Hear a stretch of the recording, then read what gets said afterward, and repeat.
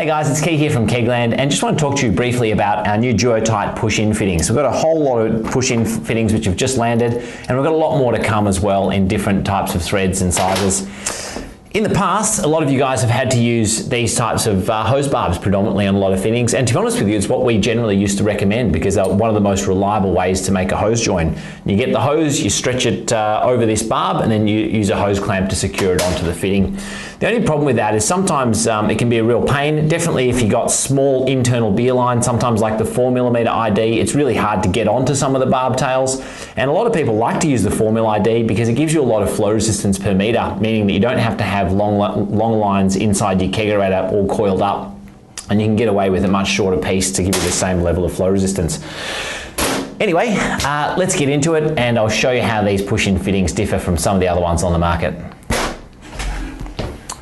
Now we do have the basic fittings like this, like things like joiners and T-pieces and stuff like that, and also in a couple different sizes. So these are the 8mm or 5/16, but also we're doing the 3/8, which is another common size both in the States, and also that's basically 9.5mm in Australia. So we've got some larger fittings as well, and basically expanding the range. We also have some threaded fittings, and these are probably ones that you'll see used in a lot of home brewing and commercial beer applications.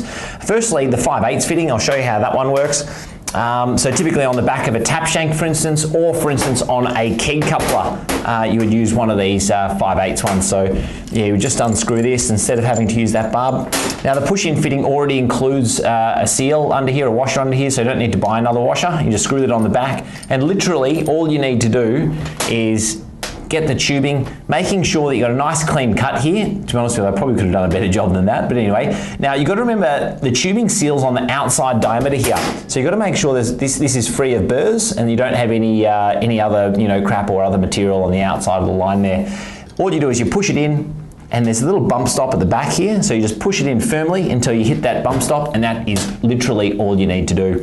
So this same 5/8 fitting, same one that also goes onto the keg couplers. Pretty much all the keg couplers that we sell use 5/8 threads. There are a few odd ones, mainly in Europe and some other countries where they use the 1/2 inch, but generally speaking, on all of our keg couplers, we use 5/8 on both the gas and the liquid output on the keg couplers. So yeah, you can use this 1 5/8 threaded bit on pretty much all the keg couplers that we sell. Now the other fitting which is really common in the home brewing industry is this FFL fitting. So it's a female flare, and that obviously screws onto the MFL fitting, the male flare. So this is the same thread which we put onto our ball lock disconnects, both the plastic ones in liquid and gas, and the stainless steel ones that you can see here. So literally all you do is just screw that on like so. And once you've got the fitting done up finger tight, you can actually use our 5-in-1 tap tool. Now pretty much anybody who has a draft system should have one of these in their toolkit. They're so handy, and pretty much all the things on here are really useful.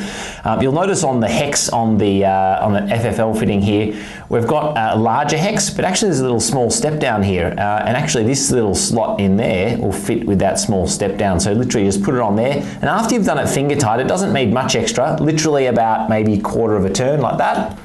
And that's tight enough. You really don't need to over tighten it. You could possibly strip the threads if you go too tight. So yeah, just like 1/4 of a turn, and then you're all good. And then once you push the hose into the push-in fitting, the collet, which is this bit here and sits in all the push-in fittings, has got like stainless steel teeth. You can see 4 little stainless steel teeth in there, and they grab onto the outside of the line, and that's what holds the line into the push-in fitting really securely. So in order to disengage or release the line from the push-in fitting, you need to pull the collet back. You can do it with your fingers, but to be honest with you, we've got a 7-in-1 tool which was going to be released soon, and that actually makes this job a lot easier.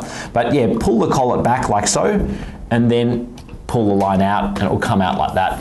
You will notice when the line does come out, the stainless steel teeth can sometimes burr up the outside of the line. So if you've got some serious burrs on there, you might want to chop off just the end, maybe 1/2 inch or so, before you use that in the push-in fitting again. As you know, with most of the regulators that we sell, these also have the MFL thread in there. So normally they would come with the barb and tail like that. However, because it's the same thread as the disconnect, yeah, you can also use the same MFL fitting on here as well. Once again, just screwing it in like that and fitting your hose in. Just to give you a bit of an idea of how well the Duotight fittings work, I've got a gas line here which is feeding 30 psi into this Duotight fitting, which I've got on a gas ball lock disconnect.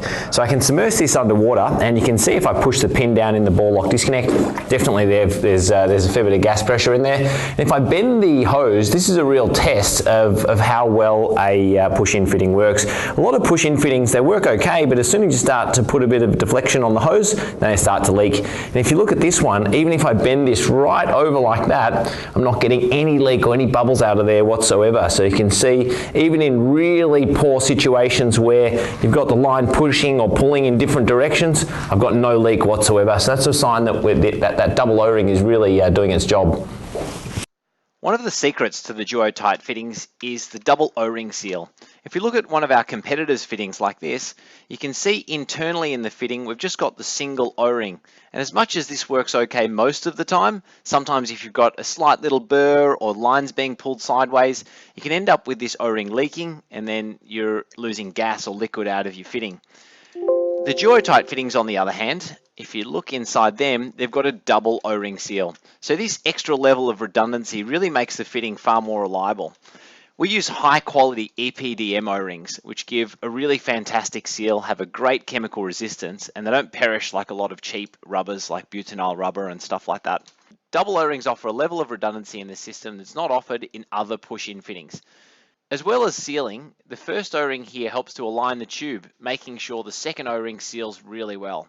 In addition to that, we have some redundancy in the system. So even if you have a little burr of plastic or something that comes in here or something on the external of the tube which gets pushed in, if that interrupts the seal on one of the O-rings, you know at the very least you've got one more O-ring here to keep you safe. Thanks for that, guys. If you want to know any more about the new stuff that's coming up, definitely subscribe to our YouTube channel or just join our Facebook group as well. Thanks, guys. Bye.